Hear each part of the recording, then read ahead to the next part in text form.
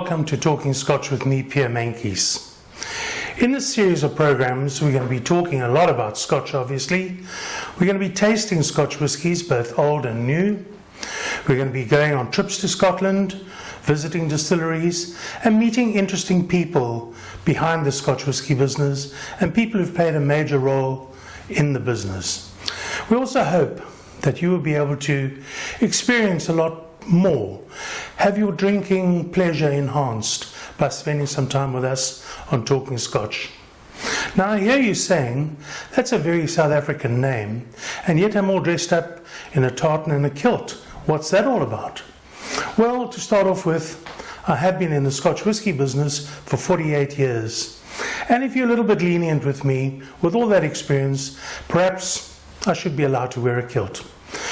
But actually, more importantly, the kilt that I'm actually wearing tonight, and I do have a couple, this particular one is the tartan and the kilt of the keepers of the Quaich. Now this is a Quaich. As you can see, it's a two-handled drinking vessel. They come in different sizes. But what makes them all a Quaich is the fact that there are two handles to it. And in fact, it is a friendship cup. So if you were offered a dram from one of these, you would take it with both hands and you would drink it like that. Which firstly means you're not going to punch me, or if you were wearing a kilt, you wouldn't draw your skin do out from your sock to stab me. But what is the keepers of the Quaich all about? So many years ago, under the leadership of a man with very strong South African connections, James Spike Espy, the Scotch whisky industry got together and decided, and this is the industry, bear in mind, these guys are the same guys who fight every single day for market share to try and prove their brands are better than others. This is not the Scotch Whisky Association, but the Scotch whisky industry got together and decided that they needed to honour people both in Scotland and abroad for their contribution to the love, to the passion, to the sale and the promotion of Scotch whisky. Also, to make sure that Scotch whisky stays upper mind in the minds of distributors and salespeople around the world, because it is, after all, what we believe, the pinnacle of whisky drinking.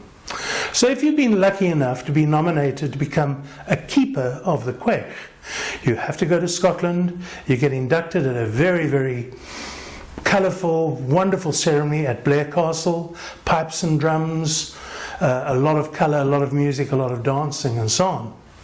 However, you'd have to have done whatever you do, and it didn't necessarily be what I've done, being in the Scotch whisky business myself for all these years. You could be a kilt maker, you could be a journalist. As long as your passion for Scotch and Scotland was as much as anybody else's, you could be nominated. If you've been a keeper for 10 years and you've performed what I call meritorious service to the Scotch whisky industry, and in my case that means I've drunk more whisky than anybody else, you could be nominated to become a master of the Quaich. And that's what this little medal is that I wear around my neck. This is almost like a knighthood within the Scotch whisky industry. And for many years I was the only master of the Quaich in South Africa, and in fact in Africa, and one of only 157 in the world. Currently, I'm delighted to say we have two masters more in South Africa, so there are three of us, three in Africa, and there are about 175 masters in the world. So, if nothing else, just my qualifications and being a keeper of the Quaich allow me to wear this kilt tonight. Having said that, hopefully after this series of programs you'll have enjoyed what we've been talking about. Maybe you've learnt a little bit more about Scotch.